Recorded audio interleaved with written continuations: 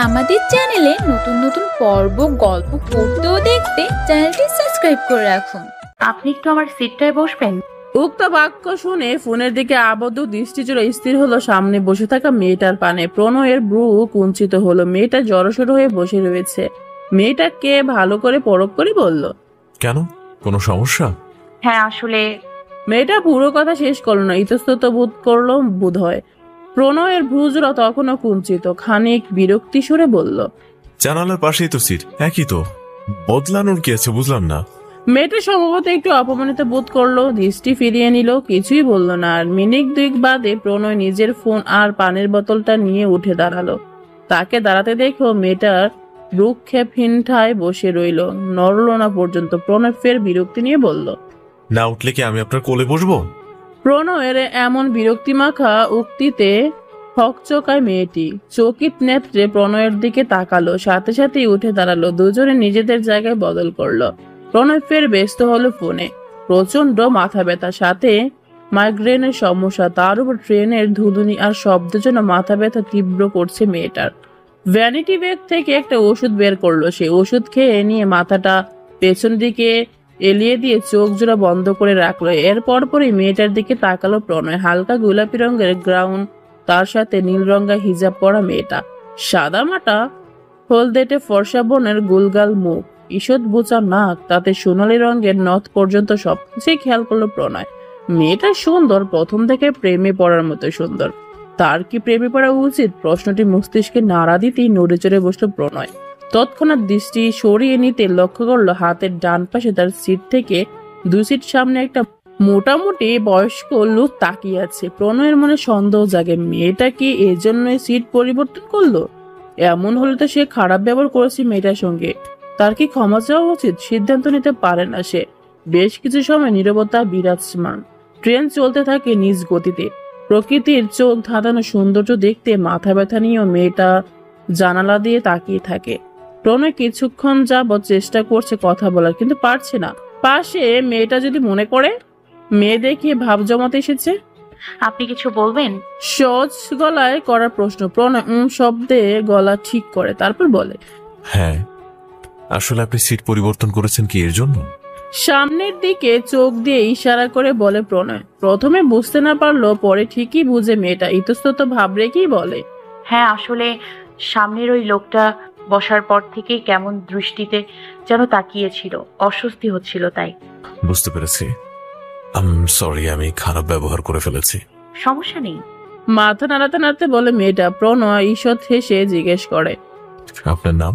সূচনা কবির তানজুম। আপনার? প্রণয় আহমেদ। গন্তব্য? চট্টগ্রাম। আপনার? চট্টগ্রামই। ছোট্ট জবাবের পর প্রণয় আর কিছুই বলল না। তিন পতন নীরবতায় কাটে কিছুক্ষণ। মাথা ব্যথা খানিক কমে যাওয়ায় এখন অনেকটাই শান্তি লাগছে। প্রণয় চোরা চোখে এক পলক তাকায় তার দিকে, ফের দৃষ্টি সরিয়ে নেয়।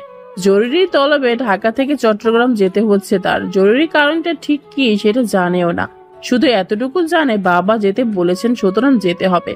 বাবার আদেশ পেয়ে তৎক্ষণাৎ ছুট লাগিয়েছে, তৈরি হয়ে রওনা হয়েছে চট্টগ্রামের উদ্দেশ্যে। এত তাড়া দিয়ে গ্রামে নেয়ার কারণটা সে জানে, আর তেমন পাত্তাও দেয় না। অথচ ছেলেটা জানেই না তার জীবন গুরুত্বপূর্ণ মোড় নিতে চলছে। টানা 4 ঘন্টার জার্নি শেষে নিজের বাসায় এসে পৌঁছায় প্রণয়। সূচনা নামের মেয়েটাকে সে হারিয়ে ফেলেছে স্টেশনে। আর দেখলো না ট্রেন থেকে নামার পর। প্রণয়ের ভারী অবাক লাগে, মেয়েটা গেল কই? পর মুহূর্তে ভাবে, স্টেশনে এত ভিড়ের মধ্যে একটা মেয়েকে এভাবে খুঁজে পাওয়া তো সহজ কথা নয়। সে ব্যাপারটা মাথা থেকে ঝেড়ে ফেলার চেষ্টা করে। বাড়িতে পৌঁছে মাকে ডাকতে শুরু করে। নুরাইয়া ছেলের গলার আওয়াজ পেয়ে এক প্রকার দৌড়ে আসেন রান্নাঘর হতে। এতদিন পর ছেলেকে দেখে মুখে হাসির সাথে সাথে আঁখি জোড়া সিক্ত হয়। ছেলের বাহুতে হাত রেখে কপালে আদুরে চুমু খান। আহ্লাদেশ্বরে কত কথা বলেন। প্রণয় নিজেও মায়ের খোঁজ নেয়। ততক্ষণে ছোট বোন ইরাও ভেতরের কক্ষ হতে বেরিয়ে আসে। ভাইকে দেখে সালাম দিয়ে হালচাল জেনে নেয়। প্রণয় তন্মন্ত্রে জিজ্ঞেস করে, বাবা কোথায়? নুরাইয়া বলেন, আগে হাত মুখ ধুয়ে খেয়ে নে, তারপর দেখা করিস। ওনার জরুরি কথা শুরু হলে খাওয়ার দেরি হয়ে যাবে। কতক্ষণ জার্নি করে আসছে। পুরো বাড়ির শাহজাহান, অথচ বাড়িটাতে বিয়ে বাড়ির ন্যায় কোনো আমেজই নেই। সব কেমন নিস্তব্ধতায় মোড়ানো। বাড়ির উঠোনে পা দিতে সূচনার বুক কেমন করে উঠলো। এত নীরবতা কেন? সে টিপ টিপ পায়ে সদর দরজা ঢেলে ভেতরে প্রবেশ করে। বাড়ির ভেতরের মানুষদের নজর পড়তে কেউ একজন বলে ওঠে, আহারে সূচনা, কত আশা নিয়ে বিয়ে করতে রাজি হয়েছিলি, আর কি হয়ে গেল? সূচনার কানে আসে কথা, কিন্তু মস্তিষ্ক কাজ করে না, কথার মানে বুঝতে পারে না। খেয়াল করে কথাখানা তার বড় খালা বলেছে। মুখে আঁচল চেপে উদাস ভঙ্গিতে তাকিয়ে আছেন ওর দিকে। এর মধ্যে সূচনার মা দিশা ছুটে এলেন, সূচনাকে টেনে নিয়ে গেলেন কোথাও, কোনো কক্ষের দরজা বন্ধ করে দিলেন। ঘটনার আকস্মিকতায় তেমন কিছুই বোধগম্য হলো না মেয়েটার। ফেল ফেল চোখে তাকিয়ে রইল শুধু।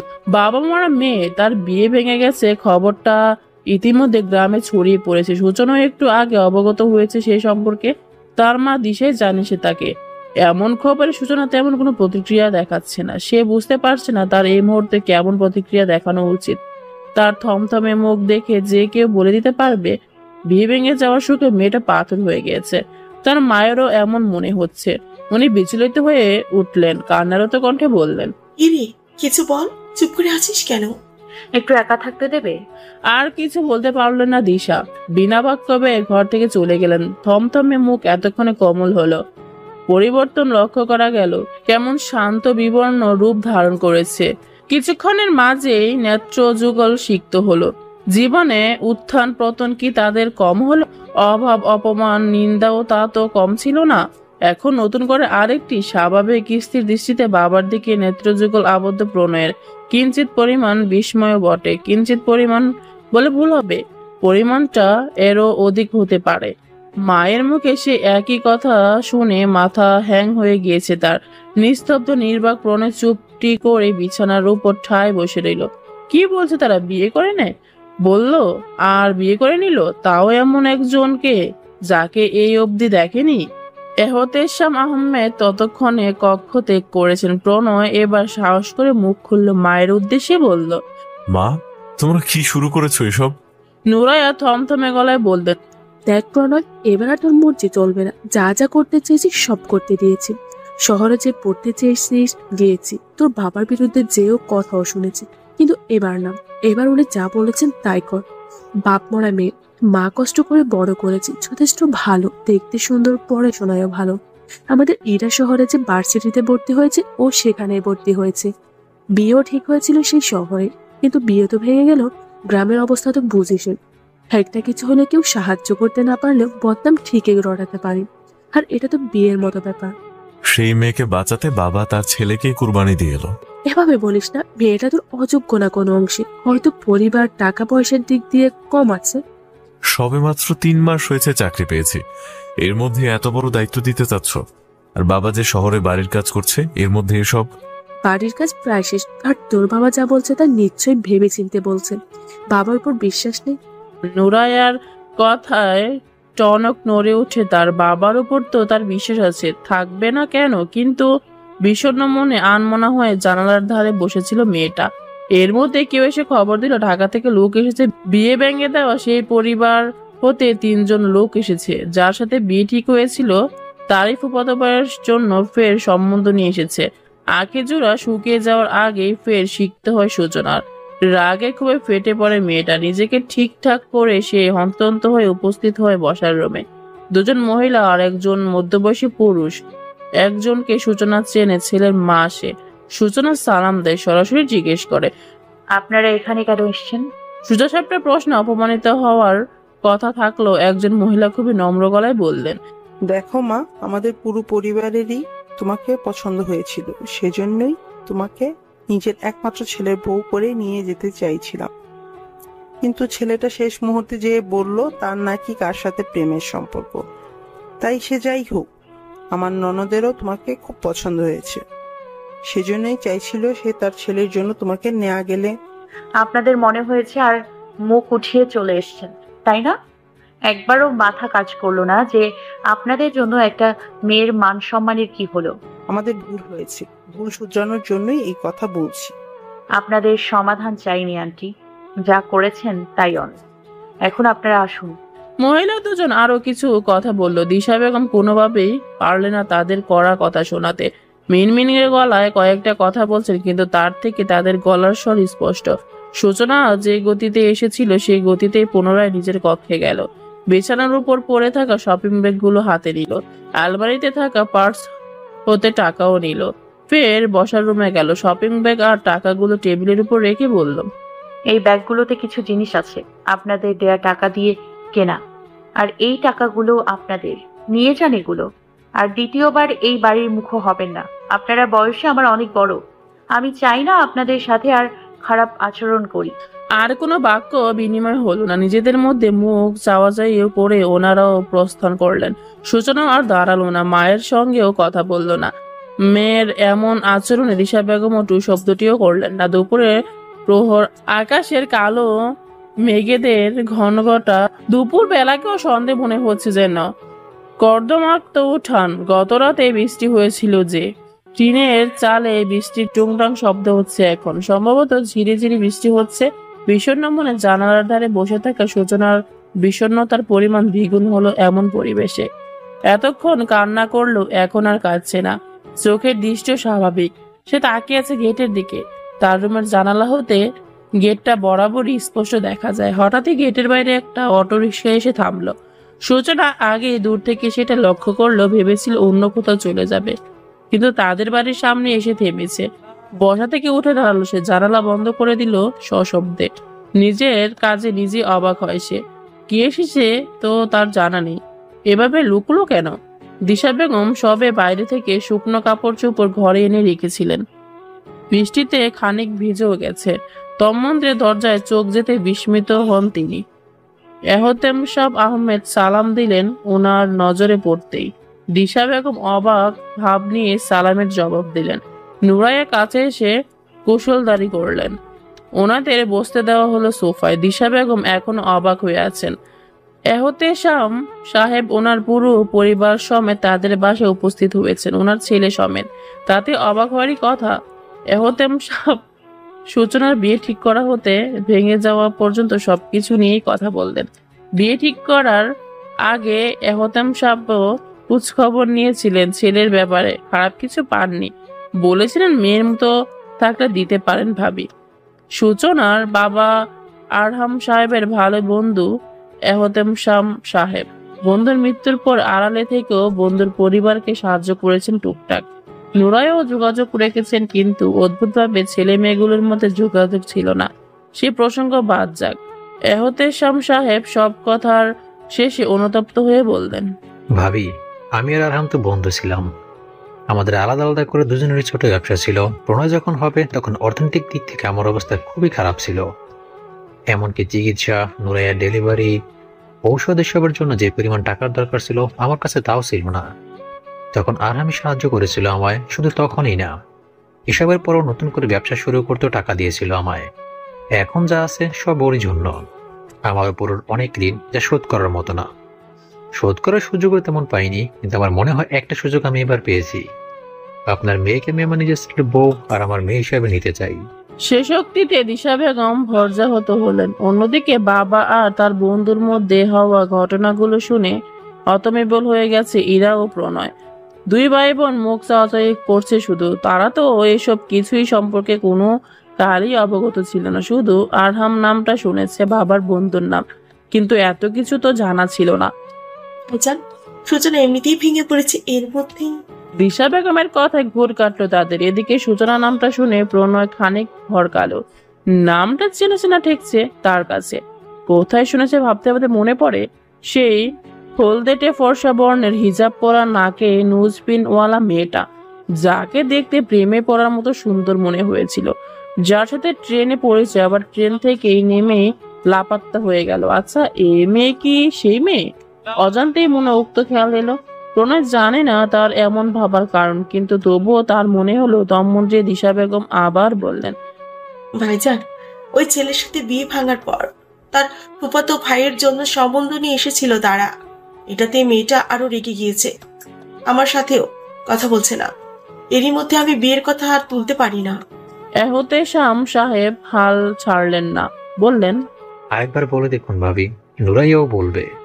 দুজন মিলে বলুন, আর বিয়ে তো প্রণয় করবে, দরকার হলে প্রণয় কথা বলুক। যদি খারাপ না লাগে তাহলে তো সমস্যা নেই। আমার ছেলে তো, আমার ওর উপর বিশ্বাস আছে। আপনার তো আমার আর নুরের উপর বিশ্বাস আছে না? বিশ্বাস আপনাদের উপর আছে ভাইজান। ওর বাবা মারা গেল প্রায় 8 বছর। এই 8 বছরে পরিবারের মানুষও তো তেমন খোঁজ নেয়নি যতটা আপনারা দুইজন নিয়েছেন। আপনারা একই গ্রামে থাকেন, আমরা এক গ্রামে থাকি। কত লোকে জানতো না, কিন্তু খবরও নেয় না। আপনারাও চাইলে ভুলে যেতে পারতেন, কিন্তু ভুলেননি। কিন্তু আমার আর জোর করার বা বলার মুখ নেই ভাইজান। চাইলে ভাবি কথা বলতে পারেন, প্রণয় কথা বলে দেখতে পারে। হ্যাঁ না যেটাই হোক, তার সিদ্ধান্ততেই সব হবে। একটু যেন ভরসা পেলেন এহতেশাম সাহেব ও নুরাইয়া বেগম। নুরাইয়া নিজে গেলেন না, পাশে মুখ ভার করে বসে থাকা ছেলের কানে ফিসফিস করে বললেন, হাদার মতো এখানে বসে আছিস, যা। প্রণয় খানিক অপমানিত বোধ করলো। তার ভাষ্য মতে বিয়ের আগে এই মেয়ের জন্য মায়ের থেকে ইজ্জতের রফা দফা হয়ে যাচ্ছে। দুর্ভাগ্যবশত বিয়ে হয়ে গেলে তারপর কি হবে ভাবতে ভাবতে প্রণয় উঠে দাঁড়ায়।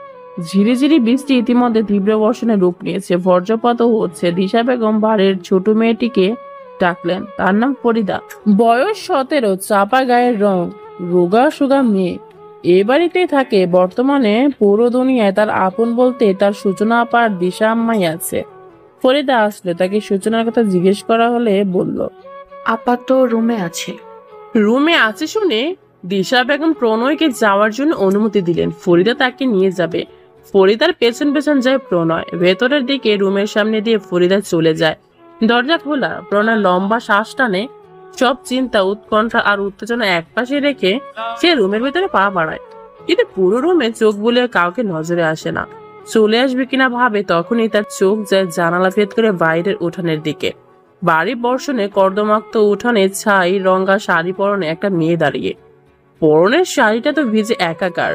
মেয়েটা স্থির এক জায়গাতেই, কোনো নড়চড় নেই। হঠাৎ বজ্রপাতের শব্দে মনোযোগ নষ্ট হয় প্রণয়ের। চকিত হয়, বজ্রপাত হচ্ছে, এত বৃষ্টি হচ্ছে, তার মধ্যে এই মেয়ে এমন স্বাভাবিকভাবে কোনো নরণ চরণ না করে দাঁড়িয়েছে কিভাবে? প্রণয় গলা উঁচিয়ে একবার ডাকতে নিয়েও থেমে যায়। সে এখান থেকে ডাক দিলে ঘরে উপস্থিত মানুষগুলো তো শুনবে।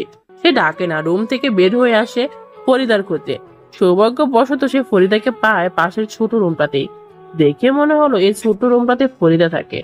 প্রণয় রুমে প্রবেশ করে উদ্বেগ প্রকাশ করে বলে, শোনো মেয়ে, তোমার আপা সে তো রুমে নেই, বাইরে উঠোনে বৃষ্টিতে ভিজছে, তাড়াতাড়ি নিয়ে আসো যে।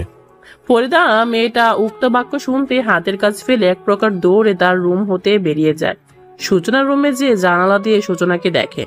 অতঃপর ঘর থেকে বের হতে নেয়, কিন্তু থেমে যায়। তার থেমে যাওয়াতে প্রণয় অধৈর্য হয়ে বলে, থেমে গেল কেন, যাও। মেয়েটা ইতস্তত ভীতস্বরে বলে, আসলে ভাইজান বাইরে তো ঠাডা পড়তেছে, আমার মেলা ভয় লাগে, আমি যাবো না। প্রথমত মেয়েটার এলোমেলো কথা, আর দ্বিতীয়ত এই সময়ে তার ভয়কে প্রাধান্য দেওয়ায় প্রণয় আরো বিরক্তি হয়। রাগান্বিত কণ্ঠে বলে, তোমার আপার এই অবস্থা আর তুমি ভয় নিয়ে পড়ে আছো? আপারে আমি মেলা ভালো পাই ভাইজান, কিন্তু আমার ভয় লাগে ভাইজান। মেয়েটা আগের ন্যায় ভীত কণ্ঠে বলে। তার কণ্ঠে প্রণয় খানিক নরম হয়। সেই কিছু বলার পূর্বে মেয়েটা আবার বলে, ভাইজান আপনি যান, আপারে নিয়া। হ্যাঁ, এই যে এইখান দিয়ে একটা বারান্দার লাহান আছে, দরজা খুললা দিই, আপনি যান। প্রণয় চৌকিতে তাকায় ফরিদার দিকে, ফের তাকায় জানালার দিকে। সে যাবে, তন্মধ্যে ফরিদা মেয়েটার হাতের বাম পাশে টিনের সাথে ঢেস দিয়ে রাখা কাঠের টেবিলটা সরিয়ে সেখান দিয়ে ছোট দরজার মুক্ত খুলে দিয়েছে। প্রণয় দোটানায় পরে একবার দরজার দিকে তাকায়, আরেকবার জানালা দিয়ে মেয়েটাকে দেখে। ফরিদা হাতে একটা ছাতা ধরিয়ে দেয় তাকে। অতঃপর আর কিছু না ভেবে প্রণয় উঠানে কদম রাখে, এগিয়ে যায় মেয়েটার দিকে। এতক্ষণে মেয়েটার দাঁড়ানোর ভঙ্গিতে একটু পরিবর্তন লক্ষ্য করে সে। প্রণয় পেছনে যে দাঁড়িয়ে মেয়েটার নাম ধরে ডাকতে নেয়। প্রথমবারে হয় না, কেমন আটকে যায়। ফের চেষ্টা করে, অর্ধেকে এসে বাকিটুকু আটকে যায়। নিজের উপর বেশ বিরক্ত হয় প্রণয়। এক মেয়ের নাম ধরে ডাকতে এত ভয়, প্রীতি কিসের? তৃতীয়বারের ন্যায় চেষ্টা করে, এবার সফল হয়। পুরো নামটাই নেয়, কিন্তু বৃষ্টির জুম শব্দ সম্ভবত মেয়েটা শুনতে পায় না। প্রণয় এবার গলার স্বর আরো উঁচু করে ডাকে। এবার মেয়েটা শুনতে পায়, চৌকিতে পেছনে তাকায়। অতঃপর দুজনের দৃষ্টির মিলন হলে দুজনেই হতবিম্বেল ন্যায় তাকিয়ে থাকে কয়েক পল। ট্রেনে পরিচয় হয়ে ট্রেন থেকে নেমে লাপাত্তা হয়ে যাওয়া মেয়েটা তার সামনে। যাকে দেখে প্রেমে পড়া নিয়ে প্রশ্ন জাগা সেই মেয়েটাই তো সামনে। প্রণয়ের তো এমনি এমনি খেয়ালে এসেছিল, অথচ সত্যি সত্যি এমন কিছু হবে সে ভাবেনি। আপনি এখানে? অভাবনীয় ঘটনা ঘটায় ছেলেটা বাসা হারিয়ে ফেলেছে, যেন কিছু বলতে পারছে না। সূচনা তার নীরবতা দেখে ফের প্রশ্ন করে, আপনি এখানে কি করছেন? এবার মুখ খুলে প্রণয় থেমে থেমে বলে, আমি আসলে ভেতরে চলুন, ভেতরে যেয়ে বুঝিয়ে বলি। বৃষ্টিতে ভেজার শখ, তাহলে ছাতা এনেছিলেন কেন? প্রণয় বুঝে না কেমন ঘোরগ্রস্তের ন্যায় বলে, ছাতা নিচে পড়ে গেছে, আপনি ভিজে গিয়েছেন। এবার যেন হুঁশ ফিরে ছেলেটার, খেয়াল করে ছাতা তার হাতে নেই। নিচে তাকিয়ে দেখে ছাতা নিয়ে পড়ে আছে। তার পরনের শুভ্র পাঞ্জাবি পায়জামা ভিজে একাকার। সে এসেছিল সূচনাকে নিতে, এখন নিজেই কাক ভেজা। নিজের এমন কাণ্ডে সে অবাক বিরক্ত দুটোই হলো। বুঝে উঠতে পারলো না ছাতা হাত থেকে কখন পড়লো আবার। ভেতরে যান। আমি আপনাকে নিতে এসেছিলাম। আপনি যান, আমি আসছি। প্রণয় শুকনো ঢুক গিল, তর্ক সে এখন করবে না, করার ইচ্ছে নেই। সে চট করে সূচনার ডান হাতটা নিজের হাতের মুঠোয় নিল। কোনো বাক্য বিনিময় না করেই সে হাঁটা দিল ঘরের উদ্দেশ্যে। পাশাপাশি হাত ধরে হাঁটা দিয়ে তবে কি নতুন পথ চলা শুরু, নাকি এখানেই শেষ? ভেজা জামা কাপড় নিয়ে সূচনার রুমের এক পাশে দাঁড়িয়ে আছে প্রণয়। তার হাতে একটা গামছা সূচনা দিয়েছে। তাকে বসতে বলা হলেও সে বসেনি। গামছা দিয়ে মাথা মুছতে মুছতে ইতিমধ্যে বসার রুমে হওয়া সব কথাই প্রণয় বলে ফেলেছে। তা শুনে আরেক দফা অবাক হতভম্ব হয়ে গেছে সূচনা। মেয়েটা মুখ ফুটে এবার বলেই ফেললো, একদিনে আর কত চমক পাবো, পরের দিনের জন্যও কিছু বাকি থাকুক। কথাটুকু বলে সূচনা নিজেই থমথম খায়। প্রণয়ের সময় লাগে না বুঝতে কথার মানে। তার নিজেরও কিছুটা খারাপ লাগে। সত্যি তো কিছু সময়ের ব্যবধানে মেয়েটার সাথে কত কিছু হয়ে গেল। অস্বস্তিতে পড়ে যাওয়ায় সূচনা প্রসঙ্গ পাল্টাতে বলে, আপনি বাইরে যাবেন কিভাবে? কেন, পা দিয়ে যাব? অসময়ের মজা সূচনার পছন্দ হয় না। চোখ মুখ কুচকে বলে, বাজে ছেলে, একে তো কিছু বোঝেন না, তার উপর হাত ধরে টেনে নিয়ে এনে ঠাট্টা করছেন। বাজে ছেলেকে? আপনি? ভালো ছেলেরা নিশ্চয়ই কোনো মেয়ের হাত ধরে টানাটানি করে না। গেলাম বাঁচাতে, আর এখন নাকি বাজে ছেলে? দুনিয়ায় ভালো মানুষেরও ভাত নেই। ছোট ছোট করে উক্ত বাক্যখানি করতে সূচনা ফুঁসে উঠে বলে, বাঁচানোর জন্য হাতেই কেন টানতে হবে? ভদ্রভাবে বলেছিলাম, সোজা কথা তো কারো মাথায় ঢোকে না। সূচনা এবার একটু চুপসে যায়, তবে চুপ থাকে না। কিছু বলার জন্য মুখ খুলতে নেবে তার আগে ফরিদা এসে জানায় তাদের বাইরে যেতে বলছে। এবার দুজনের মাথায় যেন বাজ পড়ে। সূচনা তো ঠিক আছে, কিন্তু প্রণয় বাইরে যাবে কিভাবে এই ভেজা কাপড় নিয়ে? সূচনা ফরিদাকে বাইরে যেতে বলে প্রণয়ের দিকে তাকায়। প্রণয় আগে থেকেই তাকিয়েছিল তার দিকে। সূচনা তাকাতে যেন ছেলেটা তেতিয়ে ওঠে। মানুষ মানেই ঝামেলা, আশেপাশে থাকলেও ঝামেলায় ফেলে দেয়। সাহায্য করতে গিয়ে নিজেই বিপদে পড়লাম, আবার তাকে বিয়ে করব। সে শক্তিতে সূচনা ভ্রু কুটি করে, বিরক্তিতে ছেয়ে যায় অবয়ব। ততক্ষণে প্রণয় বুঝতে পারে মুখ ফসকে ভুল কথা বেরিয়ে গিয়েছে। এভাবে বলাটা মোটেও উচিত হয়নি, কিন্তু সূচনার কুচকানো ভ্রুজোড়া আর বিরক্তিতে ছেয়ে যাওয়া মুখ দেখে আর কিছু বলতে পারে না। কয়েক সেকেন্ড দাঁড়িয়ে থেকে সেই অবস্থাতেই রুম থেকে বেরিয়ে যায় প্রণয়। সূচনার নিজের আর কিছু বলার ইচ্ছে হয় না, মস্তিষ্ক বিষিয়ে ওঠে তার। রাগ ধপধপ করে। হাতের সামনে টেবিলের উপর থাকা ফুলদানিটা সশব্দে ভেঙে ফেলে। পর মুহূর্তে খেয়াল হয় বাইরে শব্দ পৌঁছানি তো আবার। সে এক প্রকার দৌড়ে যেয়ে রুমের দরজা বন্ধ করে, কান খাড়া করে শোনার চেষ্টা করে কেউ আসছে কিনা। কোনো শব্দ না পেয়ে হাফ ছেড়ে বাঁচে যেন। ভেঙে যাওয়ায় ফুলদানির টুকরোগুলো এক এক করে ওঠায়, একটা কাগজের মধ্যে জমা করে টেবিলের উপর রাখে। তার এখন আফসোস হয় শুধু শুধুই ভেঙে ফেললো না। এখন তো চাইলেই জুড়ে দেওয়া যাবে না। তো ভাঙা জিনিস সহজে জোড়া লাগে? লাগে না তো। লাগলো আগের মতো কি আবার হয়? ভাইয়া, তুমি ভিজলে কিভাবে? বাসায় এসে গোসল সেরে বসেছিল প্রণয়। ইরা চা দিতে এসে উক্ত প্রশ্নটা করে। এমনিতেই মেজাজ চটে আছে তার উপর। ইরার প্রশ্ন যেন আগুনে ঘি ঢালার ন্যায় ছিল। উত্তর দেওয়ার বদলে ইরাকে কড়া কথা বলতে নিল, মাথা ঠান্ডা করলো। ইরার কি দোষ? সে তো আর জানে না কোন দোষী রনির সাথে তার ভাইয়ের পাল্লা পড়েছে। প্রণয় আগুন হয়ে যাওয়া মস্তিষ্কে ঠান্ডা কণ্ঠে বলে, তেমন কিছুই না। ওই মেয়ের রুমের সাথে দরজা ছিল, সেখান দিয়ে উঠোনে যাওয়া যায়। আমিও একটু গেলাম, এর মধ্যেই বৃষ্টি বেড়ে গেল, তাই ভিজে গেছিলাম। ইরা চোখ ছোট ছোট করে প্রশ্ন করে, এত বাজে মিথ্যা কিভাবে বলো ভাইয়া? মিথ্যা বলবে যখন লজিক্যালি বলো। যা দোকান থেকে। ইরা কথা বাড়ায় না আর সে জানে তার ভাই মিথ্যা বলছে, সত্যিটা বলতে চাইছে না, তাই আর না ঘাটিয়ে রুম হতে প্রস্থান করে। ইরার মুখে বাজে শব্দটা শুনে প্রণের ফের মনে পড়ে সূচনার কথা। তার মোটেও উচিত হয়নি মেয়েটাকে এমন কথা বলা, বলে আবার চলেও এলো, সরিও বলতো না। এমনিতেই বাজে ছেলে বলে দিয়েছে, এখন অসভ্য অভদ্র সবই বলবে। এক মেয়ে কয়েক ঘন্টার ব্যবধানে তার সব উলট পালট করে দিচ্ছে, কি আশ্চর্য কথাবার্তা।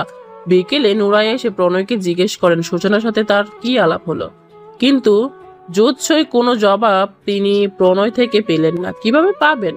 আলাপ তো তেমন হয়নি, উল্টো ঝগড়া আর মনোমালিন্য হলো শেষে।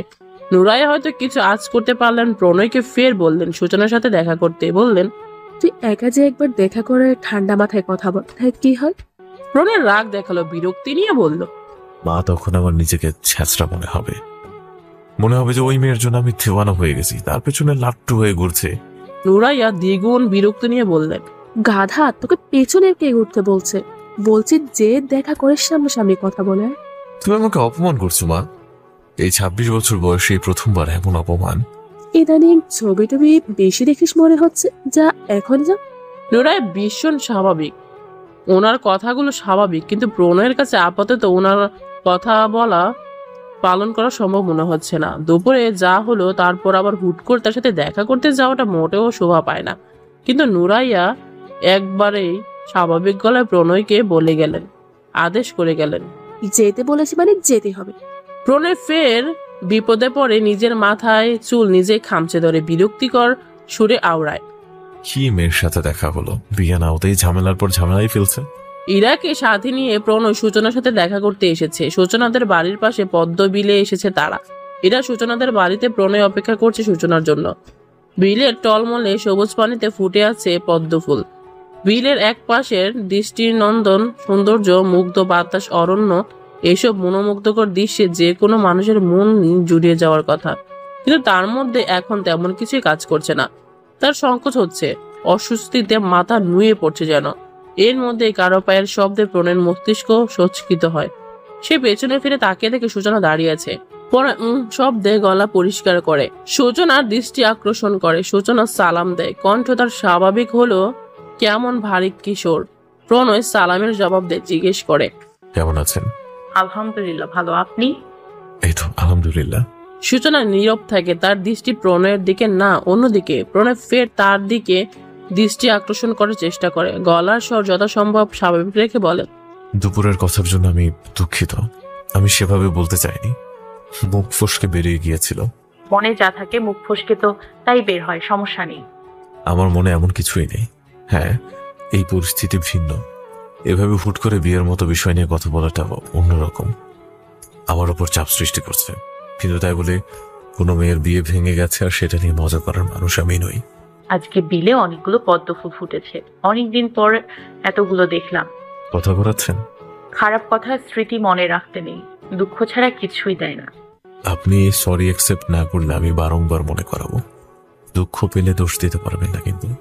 হুমকি দিচ্ছেন? ওইসব বাজে ছেলের দেয়, আমি আবার ভালো ছেলে।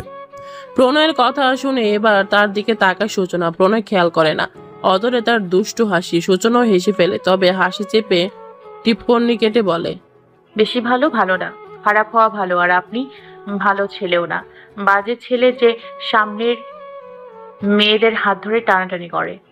সূচনার মজা বুঝতে পারলো প্রণয় ভুল ধরিয়ে দিয়ে বলে, ফর কারেকশন, মেয়েদের না, মেয়ে। শুধু একজন মেয়ের হাত ধরেছি, হাত ধরে টেনে নিয়ে এসেছি। ওই একই বাজে ছেলে। কথায় কথায় বাজে ছেলে বলছেন, কেউ শুনলে ভাববে না জানি কি করেছে আপনার সাথে আমি। মানুষ তো কত কিছুই বলে, তাদের মুখ্য কাজই বোধহয় এটা। সূচনার গলার স্বরে পরিবর্তন আসে, কেমন গম্ভীর শোনায় কথাটুকু। প্রণয় তাই প্রসঙ্গ পাল্টাতে বলে, পদ্ম ফুল লাগবে? আপনি এনে দেবেন? হ্যাঁ, লাগলে এনে দিব। সত্যি আনতে পারবেন? সূচনার বিস্ময় দেখে প্রণয় খানিক অপমানিত বোধ করে। কথা না বাড়িয়ে সে বিলের একেবারে সামনে ফুটে থাকা একটা পদ্ম ফুল তুলে সূচনার সামনে দাঁড়ায়। সূচনা তখনও অবাক। প্রণয় হাত দিয়ে চুল ঠিক করতে করতে বলে, এত অবাক হওয়ার কিছু নেই, আমি গ্রামেই বড় হয়েছি। সূচনা অবাক ভাব কাটায়, ফুলটা হাতে নেয়, তারপর ভেঙচি কেটে বলে, এনেছেন তো একেবারে সামনের ফুলটাই। দূরের গুলো আনতে গেলে অর্ধেক ভিজে যেতাম, একদিন আর কয়বার ভিজবো? সূচনা কিছু বলতে চেয়েও বলতে পারে না, হেসে ফেলে। তার হাসি দেখে প্রণয় হেসে ফেলে। প্রণয় পূর্ণ দৃষ্টিতে মেয়েটার দিকে তাকায়। তার কেবলই মনে হয় পদ্ম ফুল হাতে আরেকটা ফুল দাঁড়িয়েছে। প্রণয় তাড়াতাড়ি চোখ সরিয়ে নেয়। সূচনা খেয়াল করে অবশ্য সে কিছুটা গম্ভীর কণ্ঠে বলে, যে কারণে পাঠানো হয়েছে আপনি সে কথা এখনো বলেননি। অস্বস্তি হচ্ছে? প্রণয় চট করে সূচনার কথা বুঝে যে উত্তর দেয়। সূচনাও ফটাফট জবাব দেয়, যেন উত্তর আগে থেকেই ঠিক করা ছিল। সে সহজ গলায় বলে, আপনাকে নিয়ে ট্রেনেও কোনো খারাপ ধারণা আসেনি, এখনো আসছে না। শুধু দুপুরের কথাই একটু, তবে আপনি অতটাও খারাপ না। মানে আপনার পছন্দ হয়েছে না মনে মনে? প্রণয়ের দাঁত কেলানো দেখে সূচনা চোখ মুখ কুঁচকে বলে, আপনি সত্যি বাজে ছেলে। মনে মনে পছন্দ হতে যাবে কেন? একটু প্রশংসা করলেই হয়েছে। সূচনার এমন কথায় মুখ চুপসে যায় প্রণয়ের। কিছুটা মুখ ভার করেই সূচনাকে বলে, আচ্ছা এবার বাসায় যান, সন্ধ্যা হয়ে যাবে। সূচনা মাথা নাড়ায়, যাওয়ার জন্য অগ্রসর হয়। প্রণয় পেছনে ঘুরে একবার তাকে দেখে ফের বিলের পানিতে চোখ স্থির করে। পানি এগুলো টলমলে, উপরের পানিগুলো কেমন স্বচ্ছ মনে হচ্ছে। ফুলগুলো কি অদ্ভুত সুন্দর। আপনাকে এখন অপছন্দ হচ্ছে না বাজে ছেলে? প্রণয় চমকায়, চকিত ঘাড় গোড়ায়। সূচনা বাড়ির রাস্তায় পা বাড়িয়েছে। যেতে যেতে বলে গেছে কথাটা সত্যি সে বলেছে নাকি কান বাজছে তার। বললে তো আগেই বলতে পারতো, কিভাবে দ্বিধায় ফেলে গেল। কি আশ্চর্য মেয়ে। সূচনা বাসায় ফেরে তখন প্রায় সন্ধ্যা। সূচনাকে দেখেই এরাও বিদায় নিয়ে চলে যায়। দিশা বেগম সূচনাকে কিছু বলেন না, কিছু বলতে ইচ্ছে করছে না ওনার। আসলে খুঁজেও পাচ্ছেন না কি বলবেন। এর মধ্যে সূচনায় নিজ থেকে বলল, মা একটু চা দেবে? মাথা ধরেছে। দিশা বেগম অবাক হন, সাথে খুশি হন। মেয়েটা রাগ না করে নিজে থেকে কথা বলেছে। দিশা বেগম চোট জলদি রান্নাঘরে চলে গেলেন। ফরিদা চা বানিয়ে দেবে বলল, দিলেন না। মেয়ের জন্য নিজেই চা বানাবেন। সূচনা নিজের রুমে চলে আসে। বিছানায় বসে ফোন হাতে নিয়ে সময় পরখ করলো। আজান দিয়ে দিবে একটু পরে। সূচনা রুম থেকে গলা উঁচিয়ে বলল, মা চা দিও না এখন, নামাজ পড়ে দিও। দিশা বেগম তাড়াহুড়া করছিলেন। মেয়ের কথা শুনে তাড়াহুড়ো করলেন না আর। সূচনা অজু করার জন্য বাথরুমে যেতে নিলে ফরিদা তার সামনে এসে দাঁড়ালো। ঠোঁটে হাসি ঝুলিয়ে জিজ্ঞেস করে, আপামনি কি কথা হইল? সূচনা ব্রু কুটি করে। প্রশ্নের মানে বুঝলো সে জিজ্ঞেস করে, কিসের কথা বলছিস? আরে ভাইজানের লগে কথা কইবার গেলেন যে। সূচনা এবার খানিকটা শক্ত হলে বলল, ফরিদা তুই বয়সে ছোট, আমাকে এসব বিষয়ে কোনো প্রশ্ন করবি না, এইসব প্রসঙ্গ নিয়ে কথাও বলবি না।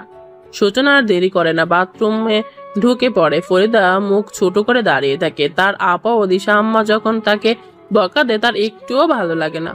আমি কি কারণে তোমার কাছে এসেছি সেটা নিশ্চয়ই জানো। জি জানি। তোমার বাবা আমার বন্ধু ছিল, আমার উপর ওর অনেক ঋণ। সেগুলো শোধ করতে না পারি অন্তত বিপদে পাশে দাঁড়ানোর সুযোগটা আল্লাহ আমাকে দিয়েছেন। তুমি যদি রাজি হতে। বাবা আপনার বন্ধু ছিলেন, ওনার তখন সামর্থ্য ছিল, সেজন্য আপনার বিপদে দাঁড়াতে পেরেছেন। আপনিও তো আমাদের জন্য অনেক কিছু করেন, এখানে ঋণের কিছু নেই। তোমার কাছে না থাকতে পারে, আমার কাছে অনেক কিছু। আমি পারলে তোমাকে বোঝাতাম, কিন্তু তা সম্ভব না। আর আমার ছেলে যদি খারাপ হতো তাহলে এই প্রস্তাব আমি কখনোই রাখতাম না। আমার ছেলে তোমার জন্য পাগল থাকলেও কখনো রাজি হতাম না আমি। কিন্তু আমার ছেলে খারাপ না, আমি ওর বাবা। আমার থেকে ভালো তো জানবে না কেউ। আর মেয়ে হিসেবে তোমাকেও আমার জানা, সব বিবেচনা করে প্রস্তাব দেয়া। তুমি একটাবার ভেবে দেখতে পারো, তুমি আমার মেয়ের মতোই, এখন শুধু মেয়ে বানাতে চাইছি। এহতেশাম সাহেব নিজের কথা শেষ করে সূচনার দিকে তাকালেন। সূচনা নীরবেই রইল। এহতেম সাহেব ব্যথিত হন। মেয়েটা একবার ভেবে দেখতে পারে না। উনি সূচনার মাথায় হাত রেখে শেষবারের মতো বলেন, একবার ভেবে দেখিও মা, আমি অপেক্ষায় থাকবো। সূচনার চোখ জোড়া টলমল করতে থাকে। এহতেশাম সাহেবের মুখে মা ডাক শুনে কি আদুরে লাগলো তার কাছে শুনতে। ওনার হাত মাথায় রাখার পর সূচনার কেবলই মনে হলো ওনার মাথায় হাত রাখার মধ্যে সে ভরসা পাচ্ছে। কিন্তু কেন? এহতেশাম সাহেব চলে যান তার রুম হতে। উনি চলে যেতে টলমল করা চোখ জোড়া হতে পানি গড়িয়ে পড়ে সূচনার। মেয়েটা ভারী বিপাকে পড়ে যায়। কি করবে কি না করবে নিয়ে সিদ্ধান্তহীনতায় ভুগতে থাকে। এহতেশাম সাহেব বাড়ি ফেরার পরেই নুরাইয়া ছুটে আসেন ওনার দিকে। হাতে পানির গ্লাসটা ধরিয়ে দিয়ে জিজ্ঞেস করেন, কি বললো, কি কথা হলো? এহতেশাম সাহেব পানি পান করে গ্লাসটা পুনরায় স্ত্রীর কাছে ফিরিয়ে দিলেন। কিছুটা হতাশ হয়ে বললেন, কিছু বলেনি, আমার যা কথা ছিল বললাম, কিন্তু মেয়ে কিছুই বললো না। কথাবার্তা কি মনে হলো? নুরাইয়া, মাত্রই তো বললাম মেয়ে কিছু বলেনি। ও আচ্ছা, আচ্ছা, আচরণে মুখের ভাবে কি মনে হলো? জানি না, আমি কিছু বলিনি, তবে যেটাই বলুক তাই হবে। তা তো হবে। আচ্ছা, আমরা কি ঠিক করছি? মানে প্রণয়ের পছন্দটা? ঠিক করছি। তোমার ছেলে ভালো মেয়ে খুঁজে পাবে। নুরাইয়া এই প্রশ্নে কিছুটা দমে যান। আসলে তো প্রণয় পাবে না, তার পছন্দ তো আর 5টা ছেলের মতো না। এ খুঁতখুঁতে স্বভাবের ছেলের সর্বগুণ সম্পন্ন মেয়ে লাগবে। এক মেয়ের মধ্যে সব গুণ কিভাবে থাকবে? আদৌ থাকে না তো। মানুষ কি সব দিক থেকে সম্পূর্ণ হয়? ওর তো একটা না একটাই থাকে, সেটা নিয়েই তো মেনে নিতে হয়। অথচ ছেলেটা কেন যে বুঝে না। এদিকে স্বামীর কাছে ছেলের বিয়ের প্রসঙ্গ ওঠালেই ওনাকে খোঁচা শুনতে হয়। বদ ছেলে। বিকেলে বাসায় এসে নিজের রুমে ঢুকেছিল প্রণয়। এরপর আর বের হয়নি। নুরাইয়া এতক্ষণ অপেক্ষা করছিলেন। প্রণয় না আসায় উনি নিজে তার রুমে গেলেন। বিছানায় উপর হয়ে শুয়েছিল প্রণয়। নুরাইয়া পিঠে চাপড় মেরে তাকে উঠালেন। প্রণয় হাত দিয়ে চোখ ডলতে ডলতে বিরক্তি নিয়ে বলে, আমি বড় হয়ে গেছি মা, আর কত মারবে? সময় অসময়ে ঘুমিয়ে থাকলে মারবো না তো কি করবো? এই বাড়িতে তো আমার কোনো ইজ্জত নাই। এতদিন পর আসছি, শান্তিতে একটু ঘুমানো যায় না? তাড়াতাড়ি ওঠ, তোকে এখানে ঘুমানোর জন্য আনা হয়নি। কিসের জন্য আনা হয়েছে শুনি? বিয়ে করার জন্য। ভুলে গেছিস? প্রণয়ের মস্তিষ্ক সজাগ হয়ে এবার এতক্ষণ ঘুমের ঘুরে কিসব বলছিল। সে আমতা আমতা করে বলেন, ও হ্যাঁ হ্যাঁ। নুরাইয়া চোখ বাঁকিয়ে তাকান। প্রণয় অদর বাঁকিয়ে বলে, যার বিয়ের জন্য পাগল হয়েছ তার কি বিয়ের চিন্তা আছে? নুরাইয়া ফের বিরক্ত হন। এই ছেলের ধৈর্য এত কম কেন? উনি ধমকের সরে বলেন, তোর ধৈর্য এত কম কেন? হ্যাঁ, মেয়েটাকে একটু সময় তো দিবি। প্রণয় চুপসে যায়, কিছু বলতে নিলেও বলে না। তার মধ্যে পরিস্থিতি এখন তার অনুকূলে। সে যা বলবে তার দম দেয়া যাবে না, উল্টো অপমানিত হবে, তাই চুপই রইল। এশার নামাজ পড়ে সূচনা জানালার ধারে এসে বসে। দুপুরের বৃষ্টির পর থেকে আবহাওয়া ঘুমট, কেমন থম মেরে আছে যেন। সূচনার মন কেমন কেমন করে, সিদ্ধান্তহীনতায় ভুগছিল সে। তার মন বলে যে হাত মাথায় রাখতে সে ভরসা পেল সে মানুষটাকে বিশ্বাস করতে। মস্তিষ্ক বলে অন্য কিছু। বিশ্বাস না হয় সে মানুষটাকে করলো, কিন্তু তার ছেলে কেমন হবে? উনি যে বললেন ওনার ছেলে, আর নিজের ছেলের উপর ওনার যথেষ্ট বিশ্বাস আছে। ভালোভাবে চেনেন। এখনকার যুগে নিজের সন্তানকে নিয়ে কয়জন বাবা মা এত বিশ্বাস নিয়ে কথা বলতে পারে? বিয়ে করবে কি করবে না সেটা নিয়ে সিদ্ধান্তহীনতায় কাজ করছে না। বিয়ে করবে সে সিদ্ধান্ত তো আগেই নিয়েছিল, কিন্তু এখন কাকে বিয়ে করবে? প্রণয় কি সঠিক সিদ্ধান্ত হবে? সূচনা সিদ্ধান্ত নিতে পারে না। দিশা বেগম তার রুমে এসে দেখেন সূচনা জানালার ধারে বসে আছে। উনি কাছে যেয়ে তার মাথায় হাত রাখতেই সূচনা ওনার দিকে তাকায়, উদ্বেগ প্রকাশ করে বলে, মা, আমি কোনো সিদ্ধান্ত নিতে পারছি না কেন? মেয়ের উদ্বেগের কারণ উনি নিজেকেই মনে করলেন। অপরাধী কণ্ঠে বললেন, তোর এমন পরিস্থিতির কারণ আমি, আমার জন্য মা, যা হওয়ার হয়ে গেছে। এখন কি করব, কি সিদ্ধান্ত নিব? দিশা বেগম নিজের আবেগ সামলে নেন, নিজেকে স্বাভাবিক করে বলেন, দেখ, এবার আমি আমার কোনো সিদ্ধান্ত দিব না। তোর মন যা বলে তুই তাই কর, আমি তোর সাথে আছি। সূচনা মায়ের কথা শুনে বেখালি হয়ে যায়, আনমনে বলেও ফেলে। মন তো বলে ওনার কথা বিশ্বাস করতে। নিজের কথায় থম থম খায় মেয়েটা। প্রসঙ্গ পাল্টানোর সময় পায় না, তার আগেই দিশা বেগম বলেন, মন যেহেতু বলছে তাহলে তাই কর। সূচনা অবাক চোখে তাকায়। দিশা বেগম মৃদু এসে মাথায় হাত বুলিয়ে বলেন, ভাত পারছি, আই খেতে আয়। দিশা বেগম চলে যান। পেছনে সূচনা মৃদু সরে কয়েকবার আওড়ায়, মন যা বলে তা করো। রাতে খাওয়ার সময় এহতেশাম সাহেব প্রণয়কে জিজ্ঞেস করে, আমি যে সূচনার সাথে বিয়ের কথা বলেছি, তোমার সাথে সমস্যা আছে? বাবার সামনে সে এমনিতে কথা বলবে না, বাবার সিদ্ধান্তের বাইরে যাওয়া প্রশ্ন তো আসে না। সুতরাং প্রণয় সহজ গলায় বলল, না বাবা, সমস্যা নেই।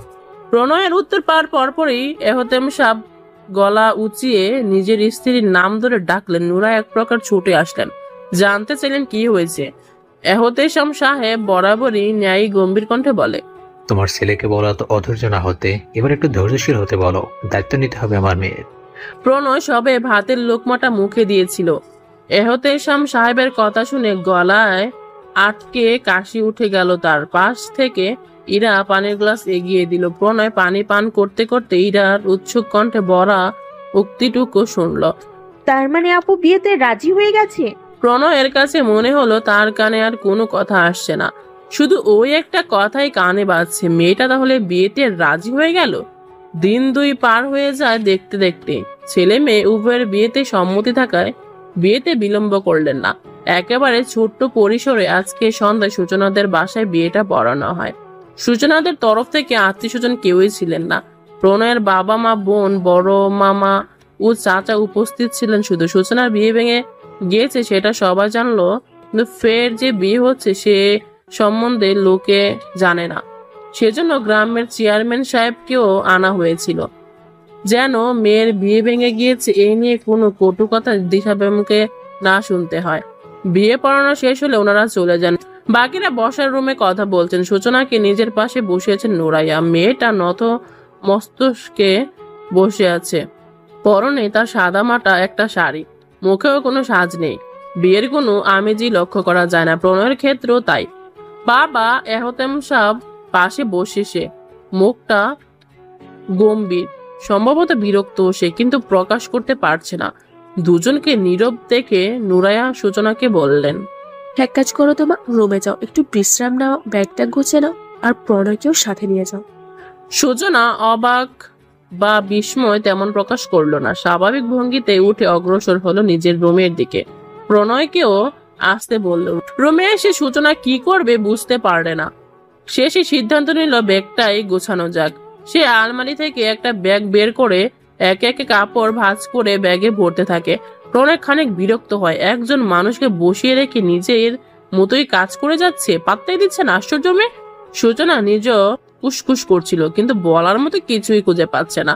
তার উপর প্রণয়ের মতিগতিও সূচনা বুঝতে পারছে না। তার দ্বন্দ্ব দূর করলে প্রণয়ী বিরক্তির সুরেই বলল, আপনি মহা ব্যস্ত মনে হচ্ছে, রুমে আরো একজন উপস্থিত আছে। সূচনার হাত থেমে যায় কয়েক সেকেন্ডের জন্য। একবার প্রণয়ের দিকে তাকিয়েও চোখ সরিয়ে নেয়। নিজের কাজ করতে করতে বলে, আমার চোখ আছে, আমি দেখতে পাচ্ছি তাকে। সূচনার হেয়ালিপূর্ণ কথা শুনে মেজাজ খানিক চটে গেল ছেলেটার। কে বসা থেকে উঠে যে সূচনার সামনে যেয়ে দাঁড়ায়, তার ডান হাত চেপে ধরে দাঁতে দাঁত চেপে বলে, আপনি তো ভারী বেয়াদব মেয়ে। এমনিতে তো প্রশংসা শুনলাম সবার থেকে, আসলে এমন? প্রণয়ের এমন আচরণে মেয়েটা রেগে যায় না, বরং সহজ গলায় বলে, শুনুন সরি বা যে ছেলে, শুনুন, আমি মোটেও ভদ্র নই। আমি ভেতরে ভেতরে আসলে প্রচন্ড বেয়াদব। হ্যাঁ, তা তো দেখতেই পাচ্ছি। আপনার চোখের জ্যোতি স্বাভাবিক মানুষের তুলনায় অনেক বেশি, সেজন্য দেখতে পাচ্ছেন। খোঁচা? হ্যাঁ, অবশ্যই। বেয়াদব মেয়ে। প্রণয়ের রাগে ফুসতে ফুসতে বলার মতো কিছু না পেয়ে শেষে এটাই বলে। সূচনার হাত ছেড়ে দিয়ে ফের নিজের জায়গায় যে বসে পড়ে। প্রণয় নিজের জায়গায় বসেই আর চোখে সূচনাকে পরখ করে। লক্ষ্য করে সে ব্যাগের মধ্যে বেশিরভাগই শাড়ি নিচ্ছে। মেয়েটা কি শাড়ি পরে বেশিরভাগ? অবশ্য পরলে খারাপ লাগে না, সুন্দর লাগে। এমন ভাবনা মনে আসতে অদৃশ্য হাতে নিজের গাল জোড়া চাপড়ায় প্রণয় বিড়বিড়িয়ে বলে, দেখতে যতই সুন্দর হোক, স্বভাবে তো আসলে দোষী রানী। কিন্তু তার জানার আগ্রহটা সে দমিয়ে রাখতে পারে না, জিজ্ঞেস করেই ফেলে, আপনি কি বেশিরভাগ সময় শাড়িই পরেন? সূচনা একটু অবাক হয়, পরক্ষণে সহজ হয়ে উত্তর দেয়, হ্যাঁ, শাড়ি পরতে বেশি পছন্দ করি। প্রণয় মনে মনে খুশি হয়। অনেক মেয়েরাই শাড়ি পরতে অপছন্দ করে, ঝামেলা মনে করে, অথচ এই মেয়ে নাকি শাড়ি পরতে বেশি পছন্দ করে। সেদিন রাতে আর সূচনাকে প্রণয়দের বাসায় নেওয়া হয় না। নোরাই নিতে দেন না। যতই হোক উনি গ্রামের মানুষ। ওনার মতে নতুন বউ সবে বিয়ে হয়েছে ঘন্টা খানেক, এর মধ্যে রাত পরে এত পথ যাওয়া ঠিক হবে না। তাই সূচনাকে এ বাড়িতেই রেখে যান, তবে প্রণয়কে নিয়ে যান সাথে। ছেলে এসে নিয়ে যাবে তার বউকে। তাই পরের সকালে প্রণয়কে পাঠানো হয় সূচনাকে নিয়ে যেতে। সূচনা আগে থেকেই তৈরি হয়ে বসেছিল। প্রণয়কে দেখে দিশা বেগম ব্যস্ত হয়ে পড়েন। আগে পেছনে যাই হয়ে যাক, প্রণয় এখন একমাত্র মেয়ে জামাই ওনার। যত্ন আত্মীতে কোনো কমতি রাখা যায় না। তার উপর ওনার ছেলেও নেই। সুবাদে যদি ছেলের অভাব খানিক পূরণ হয়, প্রণয়ও বেশ সাদরই সব গ্রহণ করে। মেয়ে যেমনই হোক, শাশুড়ি তার যথেষ্ট ভালো বোঝা যায়। বিদায় নেওয়ার সময় ফরিদা ভীষণ কান্নাকাটি করলো। মেয়েটা ছাড়বে না তার আপাকে। দিশা বেগম কোনো মতে নিজেকে সামলে নিলেন। বিদায় দিলেন দুজনকে। প্রাণ ভরে দোয়াও করলেন তার মেয়েটা যেন একটু সুখী হয়, তার মেয়ে যেন এ ছেলে আর তার পরিবারকে নিজের ভেবে আগলে রাখতে পারে। সূচনাকে নিয়ে বের হতে হতে দেরি হয়ে যায়। বাড়ি থেকে বের হয়ে বড় রাস্তায় এসে রিক্সা নেয় প্রণয়। পাশাপাশি বসতে যেয়ে প্রথমে একটু অস্বস্তি কাজ করে দুজনেরই। কিন্তু দুজনেই অস্বস্তি একপাশে রেখে উঠে বসে। রিক্সা চলতে শুরু করলে প্রণয় সতর্ক করে বলে, শাড়ি সামনে বসুন। আগে থেকে ঠিকঠাক করে রাখলো সূচনা আরেকবার ভালো করে পরখ করে। না, সব ঠিক আছে। তার পরনের শাড়িটা নুরাইয়া অর্থায়নে তার শাশুড়ি দিয়েছে। লাল আর সাদা সংমিশ্রণের শাড়িটা তার পছন্দ হয়েছে। অন্যদিনের থেকে আজকে একটু গাঢ় করে কাজল দিয়েছে, চুলগুলো বেনি করে রেখে দিয়েছে এক পাশে। কাল ইরা যাওয়ার সময় বলে গেছে, ভাবি, কাল যখন ভাইয়া নিতে আসবে তখন একটু সেজে গুজে এসো, সাজলে হয়তো আরো সুন্দর লাগবে। ইরার কথা প্রথমে অবশ্য ভালো লাগেনি সূচনার। তার প্রথমে মনে হয়েছিল বিয়ে হতে না হতেই পরিবর্তন হতে বলছে। পর মুহূর্তেই নিজেকেই বিরক্ত লাগলো। মেয়েটা এমন কি আর বলেছে? তার একমাত্র ভাইয়ের বউ, বিয়েটা যেভাবে হলো তাতে তার কোনো শখ বা আবদারই তো পূরণ করতে পারেনি। একটু সাজতে বলেছে, এতে আর তেমন কি। মাথায় ঈষৎ ব্যথা অনুভব হয়। সূচনার ভাবনায় সুতোর টান পড়ে। ঝাঁকুনি খেয়ে রিকশার উপরের অংশের সাথে মাথায় আঘাত লেগেছে। ব্যথায় আর বিরক্তিতে মুখ দিয়ে সুযোগ শব্দ বেরিয়ে আসে। তার এমন অভিব্যক্তিতে প্রণয় আরো বিরক্তি নিয়ে বলে, কি রিক্সায় বসতে পারেন না? ভাঙা রাস্তায় ভালো করে ধরে বসতে হয়, এমন ফ্রি হয়ে বসলে তো এমন হবেই। দেখি। সূচনার মেধা দেবার তুঙ্গে, মাথা ডলতে ডলতে অন্যদিকে মুখ ঘুরিয়ে বলল, দেখা লাগবে না, আমি তো কিছুই পারি না। সব পড়ুয়া সব জানতা তো আপনি। প্রণয় অবাক ভঙ্গিতে মুখে হাত রেখে জিজ্ঞেস করে, সব পারো আবার কি? যে সব জানে সে সব জানতা, সেই হিসেবে যে সব পারে সেও সব পড়ুয়াই তো হয়। প্রণয় কয়েক সেকেন্ড হাঁ করে তাকিয়ে থাকে, অতঃপর শব্দ করে হাসতে থাকে। তার হাসিতে যেন মেয়েটা চরম পর্যায়ে বিরক্ত হয়, মুখ ঘুরে অন্য পাশে তাকিয়ে থাকে। ওইদিকে প্রণয় হাসতে হাসতে অপলক তাকিয়ে থাকে সূচনার দিকে। হুট করে একটা কথা তার কানে বাজতে থাকে, এই মেয়েটার আস্ত বেয়াদব দস্যি রানী। আর এই মেয়েটাই নাকি আমার অর্ধাঙ্গিনী। নুরাইয়া সব নিয়ম কানুন মেনে ছেলে ও ছেলের বউকে ঘরে তুললেন। ইরা সূচনাকে নিয়ে গেল প্রণয়ের ঘরে। কোথায় কি আছে দেখিয়ে দিল। সূচনা নিজের ব্যাগ থেকে খুব প্রয়োজনীয় জিনিসগুলো শুধু বের করে প্রণয়ের আলমারিতে রাখলো। ব্যাগ এক পাশে সরিয়ে রেখে সে হাত মুখ ধুয়ে এসে দেখলো প্রণয় ঘরে এসেছে। বিছানায় আরাম করে হেলান দিয়ে বসে ফোন টিপছে। তাকে এক পলক দেখে সূচনা হাত মুখ মুছে ঘর হতে বের হতেই নিলেই প্রণয় কঠিন স্বরে ডেকে ওঠে। সূচনা থমকায়, তৎক্ষণাৎই ঘাড় ঘুরিয়ে পেছনে তাকায়, চোখের ইশারা জানতে চায় কি হয়েছে। প্রণয় বসা থেকে উঠিয়ে দাঁড়িয়ে ফের কঠিন স্বরে বলে, তোমার জবান নাই? মুখে জিজ্ঞেস করতে পারো না কি হয়েছে? সূচনা ব্রু জোড়া কুচকে রেখে মনে মনে ভাবে, একে তো আপনি থেকে তুমিতে নেমেছে, তার উপর ধমকা ধমকি করছে। চুপ করে আছো কেন? বোবা তুমি? সূচনা এবার রেগে যায়, কয়েক কদম এগিয়ে এসে বলে, বোবা কেন হতে যাব? হ্যাঁ, আর ধমকা ধমকি করছেন কেন? তো কি করব? বাচ্চা মেয়েকে আপনি আপনি বলেছি, বেশি সম্মান করে ফেলেছিলাম তো তাই মাথায় চড়েছ। বেশি বলছেন আপনি। এখনো কিছু বলিনি। শোনো, এই রুমে কি? এই রুমে আমি থাকতে পারবো না। প্রণয়ের কথা শেষ করতে দেয় না সূচনা। কথার মাঝখানেই উক্ত কথা প্রণয়ের মেজাজ বিগড়ে যায়। আরো কঠিন স্বরে বলে, না পারবে না। এই ঘরে কেন, আমার জীবনেও থাকতে পারবে না, বুঝছো? সূচনা চুপ হয়ে যায়। কথার পিষ্টে আর কোনো কথা বলতে পারে না। ঘর থেকে বেরিয়ে যায়। তখনই প্রণয় রাগে নিজের মাথা চেপে ধরে। তার হুট করে সবকিছুতে রাগ লাগছে, সবকিছু বিরক্তি লাগছে। বিয়েতে অমত করেনি, বাবার জন্য রাজি হয়েছে। মেয়েটা তো তাড়াতাড়ি রাজি হয়ে যাবে, বিয়েটা এভাবে হয়ে যাবে সে অবশ্য ভাবেনি। সবকিছু গোলমেলেও লাগছে ভীষণ। ছেলেটা এতটুকু বুঝতে পারে, তার ধৈর্য ধরতে হবে, অনেক সময় দিতে হবে নিজেকে আর মেয়েটাকেও। না হয় এই সম্পর্ক টেকাতে সম্ভবত কঠিন। উপরন্তু দুইজন দুই মেরুর, স্বভাবে আচরণে কোনো মিল নেই। পছন্দ অপছন্দ মানসিকতা এসব সম্পর্কে তো কোনো ধারণাই নেই। কিভাবে টিকবে এই সম্পর্ক? শ্বশুর বাড়িতে সূচনার প্রথম দিন বেশ ভালো কাটে। নুরাইয়ার সাথে টুকটাক কাজও করে দিয়েছে সে। অবশ্য নুরাইয়া করতে দিতে চাননি, সূচনা জোর করেই করেছে। ইরার সাথেও মোটামুটি কথা হয়েছে। মেয়েটা তার বয়সেরই, তার উপর একই ভার্সিটিতে সুযোগ হয়েছে দুজনের। এহতেন সব সাহেব সকালে বেরিয়ে গিয়েছেন, রাতে আসার পর দেখা হয়েছে এবং সূচনার সাথে কথা তেমন হয়নি। খাবার টেবিলে টুকটাক ভালো মন্দ জিজ্ঞাসা করা হয়েছিল সূচনাকে। তার জবাব দিয়েছে শুধু মায়ের সাথে বিকেলে কথা হয়েছিল সূচনার। প্রণয়ের সঙ্গে পুরো দিনে তেমন কথাই হয়নি। প্রণয়ও কথা বলতে আসেনি, সূচনা ঘরেও যায়নি। কিন্তু রাতে ঘুমাতে যে বিপত্তি বাদে দুজনের কেউই কথা বলছে না। প্রণয় সোজাসাপটা বলে দিয়েছে তার ঘরে বা জীবনে কোথাও জায়গা হবে না।